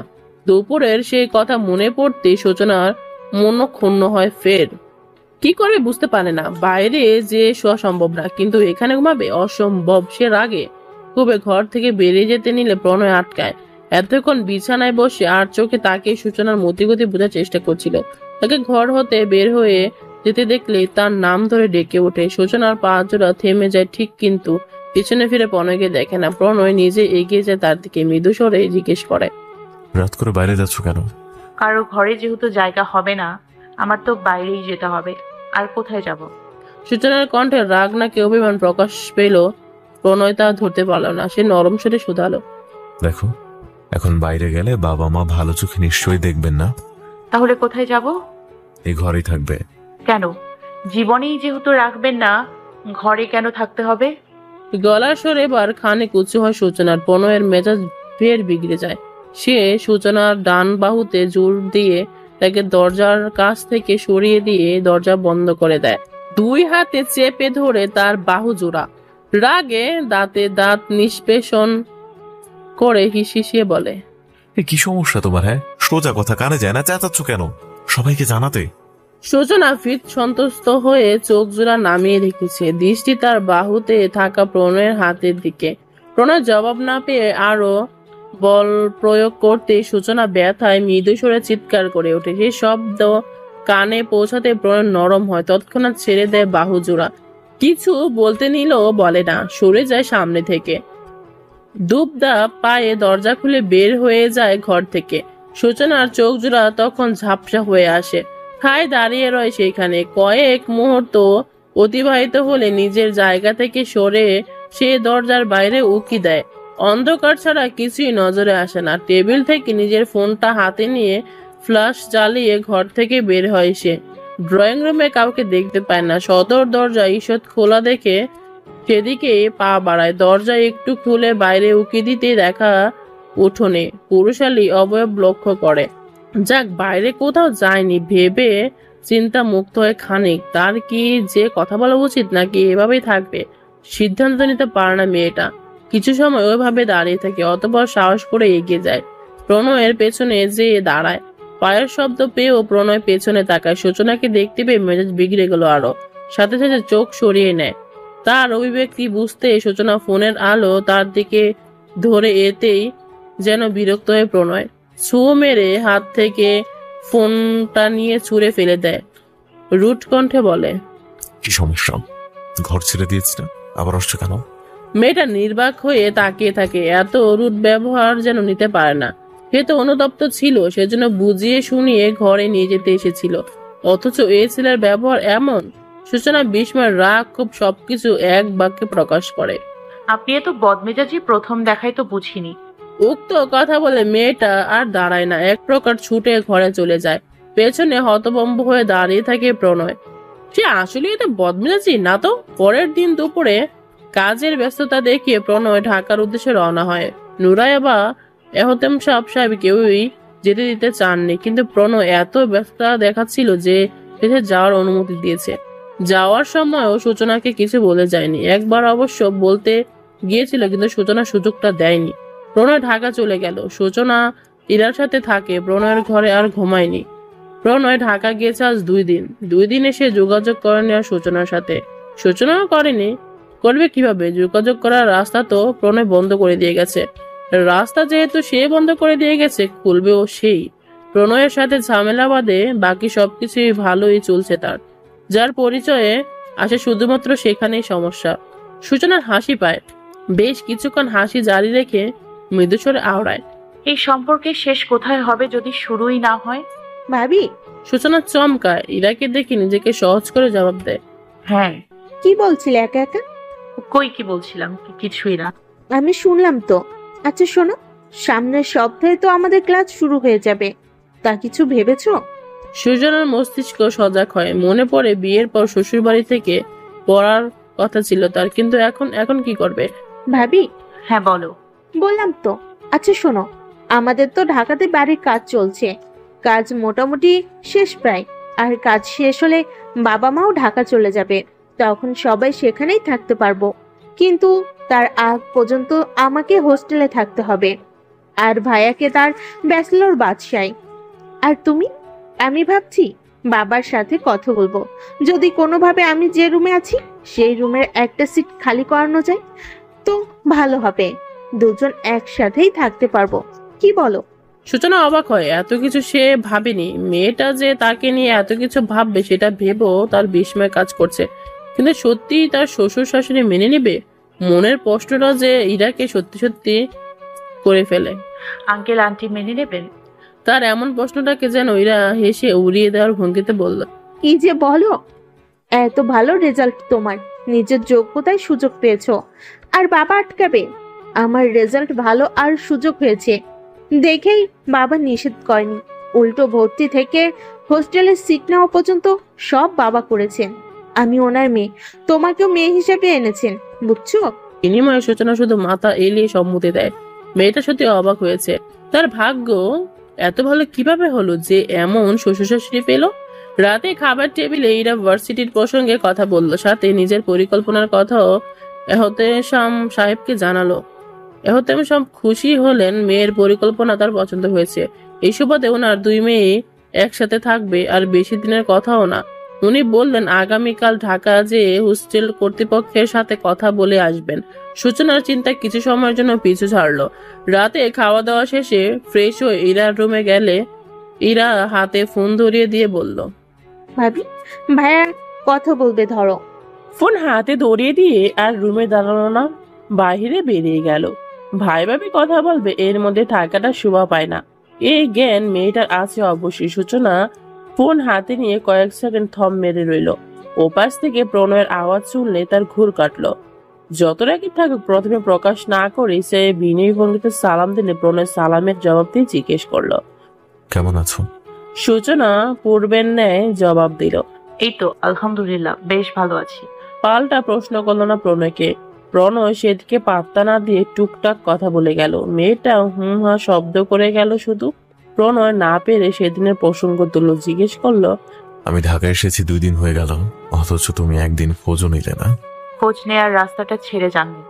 ইরার ফোন দিয়ে করতে। ইরা যখন জিজ্ঞেস করতো আমার ফোনের কথা, তখন কি বলতাম? তোমার ভাই ভেঙে ফেলেছে? প্রণয় থতমত খায়। সে এমনিতেই অনুতপ্ত হচ্ছিল ফোনটা ভেঙে ফেলায়। সেদিন কেন যে তার মাথা এত গরম হয়ে গিয়েছিল ভাবলেই রাগ লাগছে এখন। প্রসঙ্গ দ্রুত পরিবর্তন করে সে ঠাট্টার ছলে বলে, এভাবে ঢাকায় যদি পড়ে থাকি তাহলে দেখা যাবে তোমার বরকে নিয়ে অন্য মহিলা পালিয়ে গেছে, তখন কি করবে? ভালোবাসা দিয়ে আগলে রাখলে সম্পর্কে তৃতীয় ব্যক্তির আগমন ঘটে না। আমাদের মধ্যে ভালোবাসা নেই, বিয়েটা স্বাভাবিক না, তাই তৃতীয় ব্যক্তির কথা আসছে। সূচনা সহজ গলায় কথা বললেও প্রণয়ের কাছে ভালো লাগলো না। সে কণ্ঠ খাদে নামিয়ে বলল, এখনো রাগ করে আছো? সেদিন মাথা গরম ছিল, কি থেকে কি বলে ফেলেছি বুঝিনি তখন। পরে বোঝার পর মনে হলো এখন তোমার সাথে থাকলে এর চেয়ে খারাপ আচরণ করে ফেলতে পারি। সেজন্য পরের দিনই কাজের বাহানা দিয়ে ঢাকায় চলে এসেছে। সূচনা চুপচাপ শুনলো, কিছু বলল না। তার নীরবতা থেকে প্রণয় ফের বলল, রাগ করে না বউ। এমন বাক্যে প্রণয়ের গলার স্বরে মেয়েটার কি যেন হয়ে গেল। কেমন অন্যরকম কিছু অনুভূতি হলো। 2 দিন আগে তো সহ্য করতে পারতো না, আর 2 দিনে পরিবর্তন। মেয়েটা ভাষা হারিয়ে ফেলে যেন। কিছু বলতে গেল শব্দেরা কণ্ঠনালী হতে নিশ্চিত হতে চায় না। প্রণয় উত্তরের আশা করে না, আর পরে ফোন দিবে বলে সংযোগ বিচ্ছিন্ন করে। সূচনা তবুও কয়েক সেকেন্ড কানে ফোন নিয়ে দাঁড়িয়ে থাকে। পরে সকালে এহতেশাম সাহেব যান ঢাকায়। হোস্টেলের কর্তৃপক্ষের সঙ্গে কথা বলে আসেন। ওনারা বলেন পরে জানাবেন। এহতেশাম সাহেব ঢাকা থেকে বাড়িতে ফেরেন সন্ধ্যার পরে। ফিরে এসে সূচনার হাতে একটা ব্যাগ ধরিয়ে দেন, বলেন যে প্রণয় দিয়েছে। সূচনার বাড়ির লজ্জা লাগে। ছেলের কাণ্ড জ্ঞানহীন নাই নাকি? বাবার কাছে কিসের ব্যাগ ধরিয়ে দিয়েছে? সূচনা নত দৃষ্টিতে মাথা এলিয়ে এহতেশাম সাহেবের কাছ থেকে ব্যাগটা নিয়ে ঘরে যায়। খুলে দেখে না, টেবিলের উপর রেখে দেয়। রাতে খাবার শেষ করে সব কাজ সেরে সূচনা ঘরে আসে। হাত মুখ ধুয়ে মুছে সে ব্যাগটা নিয়ে বসে। ব্যাগ খুলে দেখে নতুন একটা ফোন। নিজে ফোন ভেঙে নিজেই কিনে দিচ্ছে। শুধু ফোন না, ফোনের বক্সের মধ্যে একটা ছোট চিরকুটও পাওয়া যায়। সূচনা চিরকুটটা খুলে ঠোঁট জোড়া নাড়িয়ে শব্দ করে চিরকুটের লেখাটা পড়ে। রাগ করে না বউ, রাগটা কমাও। এই ছেলেটার ধৈর্য কম, সব সময় মাথা গরম থাকে। মাথা গরম থাকলে কি থেকে কি বলে নিজেও বোঝে না। সেজন্য বাবা বাউন্ডুলে নাম দিয়েছে বহু আগেই। তুমি বেয়াদব ছেলে বানিয়েছ। তার মধ্যে তোমারও যদি এত রাগ থাকে, সংসার কে সামলাবে? সময় দাও আমায়, একটু একটু ঠিক করে নেই নিজেকে। সূচনা কয়েকবার চিরকুটের লেখাগুলো পড়ে, আর প্রতিবারই বউ শব্দটা এসে আটকে যায়। হঠাৎ ফোনের রিংটংয়ের শব্দতে মনোযোগ ক্ষুণ্ণ হয়। তার ফোনটাই বাজছে। 2-3বার রিং হওয়ার পর সূচনা ফোন রিসিভ করলো। রিসিভ করে কানে তুলল। প্রণয় ঈষৎ ধমকের সুরে বলল, ফোন হাতে পেয়ে সাথে সাথে ফোন দিলে না কেন? সূচনা ধমকে খানিক চমকে ওঠে, পর মুহূর্তে গলা উঁচিয়ে বলে, আবার ধমকাচ্ছেন? প্রণয় দমে যায়, ইতে উতে করে বলে, ওই আর কি, কতক্ষণ ধরে অপেক্ষা করছিলাম তুমি ফোন দিবে, দাওনি সেজন্য। আমি ফোন দিব তা ভাবলেন কেন? কেন দিতে না? অবশ্যই না। মুখের উপর না করে দেয় প্রণয় খানিক অপমানিত বোধ করে। মেয়ের সাহস কত মুখের উপর না করে। মেয়েকে এসে বলে, তুমি না দিলে আমি অবশ্যই দিতাম। যদি রিসিভ না করতাম? সারা রাত দিতাম, না উঠিয়ে যাবে কোথায়। ফোন বন্ধ করে রাখলে? ইরাকে দিতাম, ওকে বিরক্ত করতাম। তুমি নিশ্চয় তোমার জন্য ইরাকে বিরক্ত হতে দিতে না, ফোন রিসিভ করতেই। প্রণয়ের ফটাফট জবাব সূচনা খানিক অবাক হলো। প্রথম দিনের প্রণয়ের সাথে এ প্রণয়ের মিল পেল সে, অথচ সেদিন রাতে প্রণয় যে অন্য কেউ ছিল সূচনার ভালো লাগে। যাক, সোজা মুখে কথা তো বলছে। সে রাতে তাদের মধ্যে প্রায় আধা ঘন্টার মতো সময় কথা হয়। স্বাভাবিক কিছু কথাই হয়। প্রণয় বিয়ের প্রসঙ্গ তুলে না, তাই সূচনাও কিছু বলে না। দিন 2 পরে হোস্টেল কর্তৃপক্ষের থেকে কল আসে। ওনারা জানান একটা সিট খালি করে দেওয়া হয়েছে। ওই রুমে যে ছিল তাকে অন্য রুমে দিয়ে দেওয়া হয়েছে। সূচনার চিন্তা যেন আর একটু কমে। অবশ্য তার একটু খারাপও লাগে। তার জন্য অন্য একজনের জায়গা বদল করতে হয়েছে ভেবে। ক্লাস যেহেতু সপ্তাহখানেকের মধ্যে শুরু হয়ে যাবে, তাই এহতেম সাহেব বললেন, যা যা লাগবে গোছাতে থাকো, 2 দিন আগেই চলে যাবে। ওখানে যে আগে বাকি সব গুছিয়ে নেবে। সূচনা আর ইরা তাই করলো। পরের দিন থেকে টুকটাক করে সবকিছু গুছাতে লাগলো। সেদিন আর প্রণয়ের সাথে যোগাযোগ হয়নি মেয়েটার। ফোন করে হোস্টেলে সিট পাওয়ার কথা বলবে করেও সময় করে উঠতে পারেনি কাজের ব্যস্ততায়। অতঃপর ক্লান্ত শরীরটা রাতে ঘরে যে বিছানা এলিয়ে দিতেই রাজ্যের ঘুম চোখে ধরা দিল। ফোন আর করা হলো না। মাঝরাতে রুমের মধ্যে কারো উপস্থিতি টের পেল। জিনিসপত্র নাড়াচাড়া করার শব্দও কানে আসলো। মেয়েটা ভয় পেয়ে যায়। ভীতি সঙ্গীত লাফ দিয়ে উঠে চোখের সামনে প্রণয়কে দেখতে পেয়ে যেন আরো চমকায়। জেগে জেগে স্বপ্ন কেন দেখছে সে? ঢাকাতে তাহলে এখানে কিভাবে আসবে? সূচনাকে এমন করে উঠতে দেখে প্রণয় পূর্ণ দৃষ্টিতে তার দিকে তাকায়। মেয়েটার চোখে মুখে ভয়ের ছাপ। হা করে তাকিয়েছে তার মুখের দিকে। প্রণয় যে বিছানার এক পাশে বসে। সূচনা নিজের চোখকে তখন অবিশ্বাস করে, অবাক হয়ে বলে, আমি সত্যি দেখছি। প্রণয় ভ্রুজোড়া কুঁচকে বলে, সন্দেহ আছে? কথাও বলছেন? আরো বিস্ময় নিয়ে বলে সূচনা। প্রণয় বিরক্তি নিয়ে বলে, কথা বলবো না কেন, আমি কি বোবা? সূচনা তবুও হা করে তাকিয়ে রইল। প্রণয় নিজের ডান হাতটা এগিয়ে দিয়ে বলল, নাও ছুঁয়ে দেখো, বিশ্বাস না হলে। সূচনা সত্যি সত্যি হাত বাড়িয়ে ছুঁয়ে দেখলো। শুধু ছুঁয়েই দেখলো না, রীতিমতো চিমটি কেটে বসলো। প্রণয় চোখ মুখ কুঁচকে বলল, ছুঁয়ে দেখতে বলেছিলাম, মাংস তুলে আনতে বলিনি। সূচনার এবার বিশ্বাস হয়। ভ্যাবাচেকা খেয়ে যায় নিজের কাজে। মেকি এসে বলে, আমি তো পরীক্ষা করছিলাম সত্যি আপনি নাকি কোনো জিন টিন।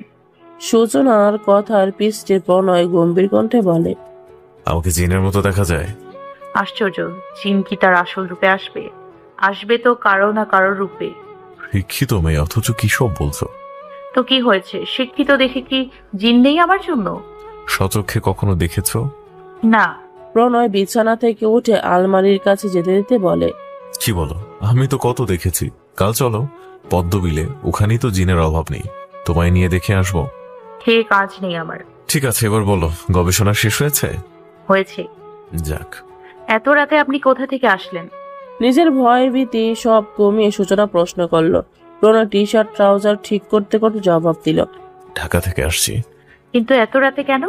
একটা মাত্র বুকে চমক দিতে। কথাটুকু বলে প্রণয় বাথরুমে ঢুকে পড়ে। পেছনে সূচনা বিস্ময় নিয়ে বসে থাকে এই ভেবে যে তাকে চমকে দিতে এত রাতে এখানে এসেছে। হাত মুখ ধুয়ে এসে সূচনাকে রুমে পায় না প্রণয়। মুখ মুছতে মুছতে সে ঘর থেকে বের হয়। পানি পান করার উদ্দেশ্যে খাবার ঘরে যায় সে। সেখানে গেলেই দেখা মিলে সূচনার। সূচনা মেঝেতে মাদুর পেতে খাবার নিয়ে বসে আছে। প্রণয় ব্রুজোড়া কুচকে বলে, এত আয়োজন কার জন্য? সূচনা সহজ গলা জবাব দিল, আপনার জন্যই হবে। আর কার জন্য হবে? প্রণয় ব্রুজোড়া কুঞ্চিত করলো, জিজ্ঞেস করলো, আমার প্রতি এত যত্নশীল কবে থেকে হলে? সূচনা এবারও স্বাভাবিক স্বরে জবাব দিল, যেই মুহূর্ত থেকে আপনি আমাকে নিয়ে ভাবতে শুরু করেছেন। আমি কবে ভাবতে শুরু করলাম তোমাকে নিয়ে? সূচনা জবাব দেওয়ার জন্য মুখ খুলতে নিলেও চুপ হয়ে গেল। প্রণয়ের দিকে একবার তাকে চোখ সরিয়ে নেয়। প্লেটে ভাত বাড়তে থাকে, তাড়া দিয়ে বলে, তাড়াতাড়ি আসুন, না হয় ঠান্ডা হয়ে যাবে। প্রণয় এগিয়ে যায়, আসন পেতে বসে মাদুরে, তারপর জিজ্ঞেস করে, হীরা শুয়ে পড়েছে? সূচনা ভাত সমেত প্লেট এগিয়ে দিয়ে মৃদু স্বরে বলল, হ্যাঁ, শুয়ে পড়েছে। ডাল আর তরকারি গরম করে দিয়েছি। তরকারি কম আছে, তাই ডিম ভাজি করে দিয়েছি। চলবে? দৌড়াবে, এমনিতে ক্ষুধা পেয়েছে, এখন যতটুকু পাবো ততটুকুতেই চলবে। সবাই ভালো থাকুন।